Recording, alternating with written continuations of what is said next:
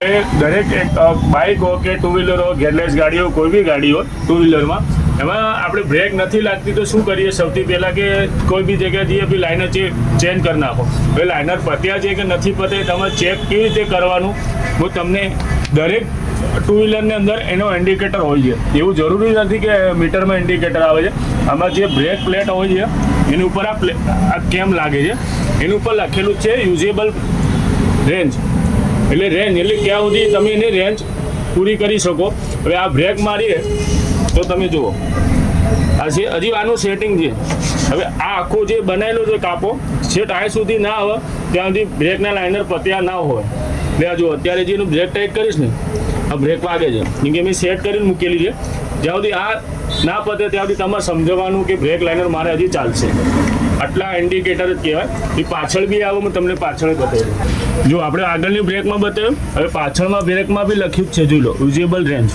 હવે આમાં લાઇનર પતી ગયા છે, જુઓ છે ને. આ સેટિંગ બી જોઈ શકો, આ સેટિંગ બી પતી ગયું છે, આખું કેમ દબાઈ ગયું છે ને. આ રેન્જ જુઓ છે, આ જે પટ્ટી આ માર્કો આપે છે આ જુઓ. એટલે એની અંદર બ્રેક શૂ ચેન્જ કરવા પડશે આપણે, બરાબર. આ બ્રેક શૂ ચેન્જ કરીને તમને બતાવીશ કે સેટિંગ છે આટલે આવવું જોઈએ. અત્યારે આટલે છે બ્રેક મારી એટલે લાઇનર ના નખાવતી શું થાય? ડ્રમ ખરાબ થઈ ગયા. ડ્રમ ખરાબ થાય એટલે શું? હરકી બ્રેક ના આવે. આ ઇન્ડિકેટર જ છે એક ટાઈપનું, એ તમે જાતે બી જોઈ શકો, બરાબર. શેર કરો, લાઈક કરો અને સબસ્ક્રાઈબ કરો. પહેલાં આપણે બ્રેક ખોલી નાખીએ. એનું બ્રેકનું સેટિંગ છે, 14 નંબરનું પાનું લઈ લેવાનું. આમાં જોડે તો શું ટી હોય છે અવેલેબલ બનાવેલી જ હોય છે. આને ખોલી નાખીએ છીએ. હવે આપણે જે 14 નંબરનો નીચે નટ આવે છે, બોલ્ટ આવે છે, ડ્રમ પ્લેટને જે પકડી રાખે છે એને ખોલી દઈએ, બરાબર. આવી રીતે એને જ ખોલી દઈએ. 17 નંબરનું રિંગ પાનું લઈ લેવું છે. જે મેન નટ છે વ્હીલની એ ખોલી દીધી છે આપણે, બરાબર. હવે આપણે એક્સેલ કાઢી લઈએ બહાર.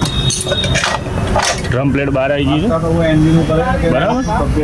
લાઇનર આપણે ચેન્જ કરી દઈએ છીએ. આ એકદમ ફ્રી છે તો બી આપણે થોડું ઓલિંગ કરી દઈએ. અમુકમાં શું કેમ જામ હોય તો એને આ કેમ ખોલીને સર્વિસ કરવી પડે, પણ બાકી જરૂર લાગતી નથી એટલે નથી ખોલતા. થોડું ઓલિંગ કરી દઈએ. હવે આપણે લાઇનર લઈ લીધા છે નવા. પહેલાં સ્પ્રિંગ લગાવી દઈએ છીએ, એક સ્પ્રિંગ બે બાજુ લગાવીએ. પછી આ બે સેમ બાજુ હોવું જોઈએ. આ બાજુ બી આ બાજુ હોવું જોઈએ. આ બાજુ બી આવી રીતે ફિટ કરી દઈએ ને આનું બી લગાવી દઈએ. હવે લાઇનર ફિટ કરીએ આવી રીતે. આ જે ખાંચાવાળો ભાગ છે આ બાજુ આવશે ને પ્લેન ભાગ છે આ બાજુ આવશે. આને આવી રીતે રાખીએ, આમ કરવાનું, આવી રીતે લેવાનું, આમ મૂકી દેવાનું. એક બાજુથી દબાવવાનું પછી બીજી બાજુથી દબાવવાનું, એટલે લાઇનર એકદમ તમારી ઇન્જિન ફિટ થઈ જાય. આવી રીતે લાઇનર ફિટ થઈ જાય. આ ઇન્ડિકેટર આવી ગયું છે, જુઓ એની જગ્યાએ આવી ગયું છે. હવે આપણે તમને અંદર ફિટ કરીને બતાવું, બરાબર. હવે તમે જુઓ જે ઇન્ડિકેટર હતું પહેલાં આપણું ક્યાં હતું ને અત્યારે ક્યાં છે ચેક કરો તમે, બરાબર. હવે આ બ્રેકનું જુઓ, આટલી જ બ્રેક દબાય છે આ જુઓ. એટલે તમે સમજી શકો કે ઇન્ડિકેટર આટલે આવી જાય, આ પટ્ટી કહેવાય આપણે આટલા એટલે એના લાઇનર પૂરા થાય. જે તમને બતાવે તો વિડીયોમાં લાઇનર નાખતા પહેલાં, બરાબર.